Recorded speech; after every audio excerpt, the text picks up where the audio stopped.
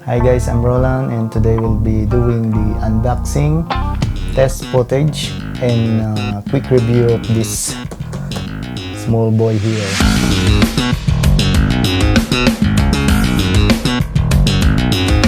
This is the Andoer Electric Motorized Dolly. Instruction manual, USB cable, remote control, Allen wrench, an extra O-ring, adjustable plate.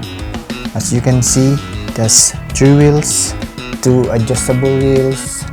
This one is where the motor connected. That's the power button and the USB hub.